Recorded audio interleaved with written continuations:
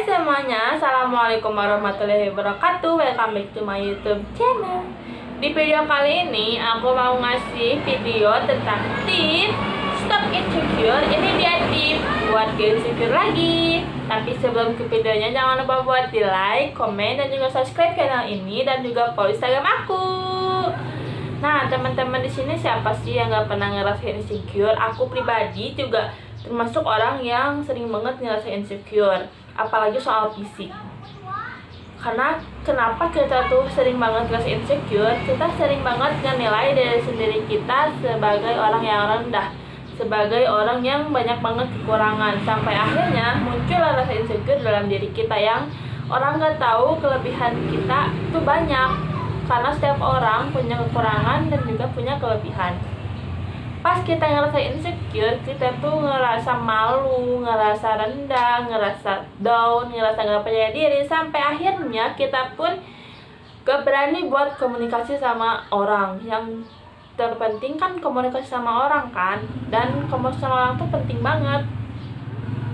Waktu kita ngerasa insecure, kayak dari warna kulit, tinggi badan, berat badan, bentuk muka, bentuk wajah, kita sering banget menilai diri kita terlalu keras, yang seharusnya kita tuh memperbanyak self love, bukan self judging.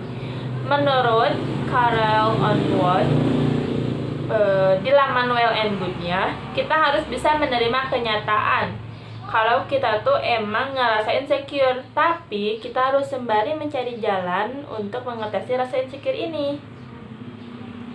Nah teman-teman, di video ini juga termasuk tip-tip untuk insecure. Jadi semoga kalian yang nonton dapat pelajarannya dari tip-tipnya, dapat hikmahnya dari tip-tipnya, dan dapat juga ketenangan gitu di dalam hidupnya, biar nggak terus-terusan ngerasa insecure. Tip yang pertama adalah jadi sahabat buat diri sendiri. Gak perlu nunggu orang lain, kamu bisa menjadi sahabat buat diri kamu sendiri. Selalu bilang hal-hal yang baik sama diri kita, diri sendiri. Buat kayak pertama, terima kasih udah berjuang, besok kita berjuang lagi. Kalau misalnya sekarang gagal, besok kita coba lagi. Buat bikin kepercayaan sama diri kita tuh makin tinggi gitu, makin kita tuh punya kepercayaan. Tip yang kedua yaitu bangun langkah kecil buat membangun kepercayaan diri. Ngilangin rasa insecure, dan ngilanginnya itu bukan 1 hari 2 hari, nggak semalam gitu langsung. Itu perjalanan panjang. Jadi kita harus mempersiapkan langkah-langkah buat nambah kepercayaan diri kita. Kalau misalnya kita ngerasa insecure, kita bisa self love sama diri kita. Dan jangan pernah ngerasa kalau di diri kita tuh banyak banget kekurangannya. Kita memang harus menerima kekurangan dan kelebihan yang di diri kita, tapi jangan sampai berlarut-larut atau sampai bersedih karena kita tuh punya banyak banget kekurangannya. Seperti yang aku bilang tadi, semua orang tuh punya kelebihan dan juga kekurangan. Kalau misalnya kekurangan kita tuh banyak, pasti kelebihan kita juga banyak. Percaya deh ya. Jangan pernah ngerasa kalau misalnya kekurangan kita tuh banyak, jadi kelebihan itu berkurang. Padahal kalau misalnya kita bersyukur, kita selalu bilang kalau diri kita tuh banyak kelebihan, pasti kekurangan dari diri kita tuh malah berkurang, dan yang ada kelebihan malah meningkat. Yang ketiga, jangan terlalu dan jangan banyak bergantung sama orang lain. Jujur, aku sering banget bergantung sama orang lain, yang akhirnya ekspektasi aku tuh sering banget dikecewain. Jadi mulai sekarang tuh aku belajar buat bergantung sama diri aku sendiri. Menurut laman Good Therapy, insecure berkaitan dengan kondisi kejiwaan tertentu seperti mentality dan kecemasan paranoid. Dan kalaupun kita tergantung pada orang lain buat membuat kita merasa bahagia, insecure membuat seseorang merasa takut, khawatir, cemas, meragukan diri sendiri, dan merasa tidak berdaya untuk menjalani aktivitas sehari-hari. Jadi jangan sampai dan jangan dibiarkan kita terus-terusan bergantung sama orang lain, yang akhirnya ujung-ujungnya kita pun disakitan dan dikecewain. Tip yang keempat yaitu berusaha buat tetap berpikir positif. Hidup itu seperti roda yang berputar. Banyak banget pepatah yang bilang kalau hidup itu seperti roda yang berputar. Karena memang betul, seseorang akan ada masanya dan akan ada waktunya ia berada di atas, dan akan ada waktunya juga ia berada di bawah. Di titik ia terendah dan juga di titik ia di masa kejayaan. Tapi kita harus percaya sama diri kita kalau kita tuh bisa nyikapin semua masalah yang ada di hidup kita. Dan setiap orang pun punya caranya sendiri, punya cara yang berbeda buat ngatasin semuanya. Cobalah buat berpikir positif tentang apa yang terjadi di hidup kita, mau itu setiap harinya, setiap jamnya, setiap bulan, tahunnya. Kita gak boleh berpikir yang negatif, yang belum tentu itu tuh bakal kejadian di hidup kita. Kita harus terus berpikir positif.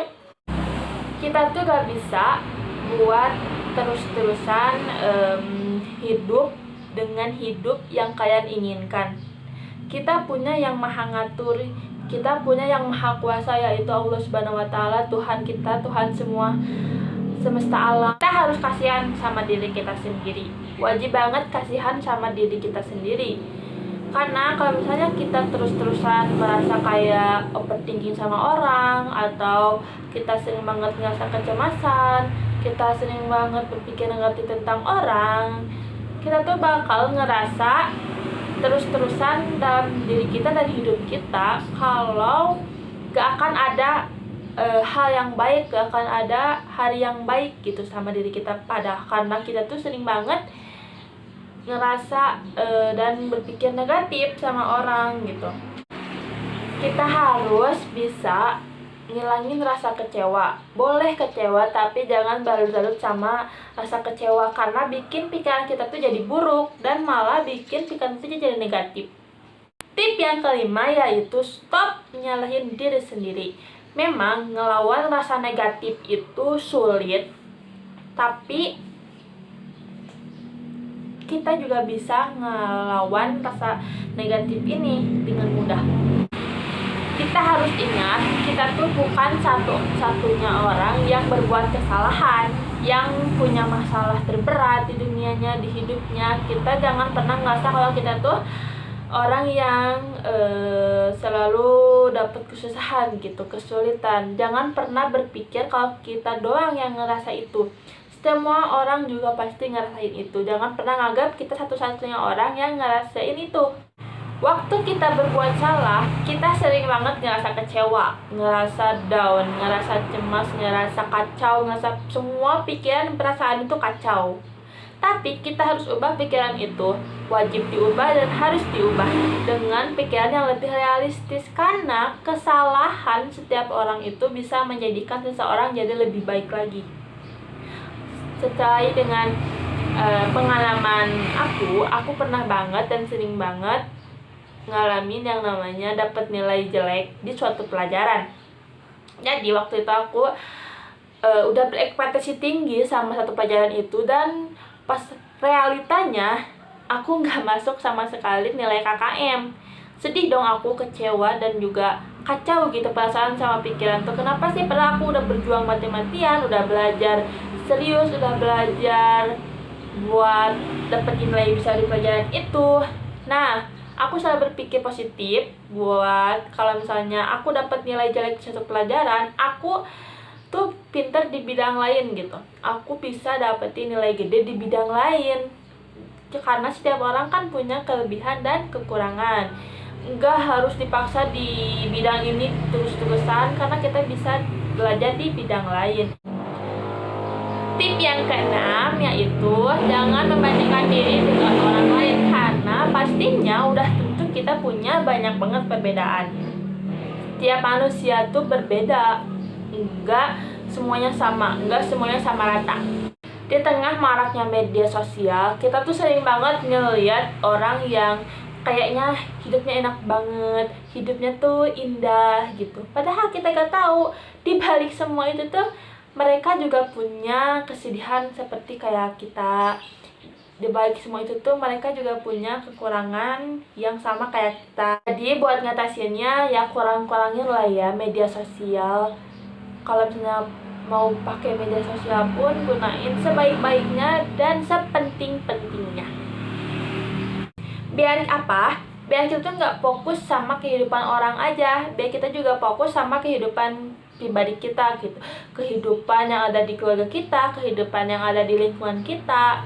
Dan selain itu biasakan buat selalu bersyukur sama diri kita sendiri, selalu bersyukur sama apa adanya, selalu bersyukur sama keadaan kita, selalu bersyukur sama kehidupan kita. Karena banyak banget orang lain di luar sana yang pengen hidupnya tuh kayak kita.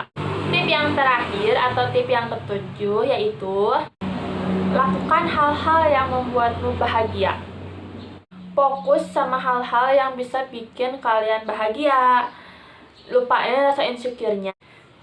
Kita bisa memanjakan diri kita dengan berendam air panas, air hangat gitu di pemandian air panas, atau kalian bisa maskeran, me time, atau menghirup aromaterapi.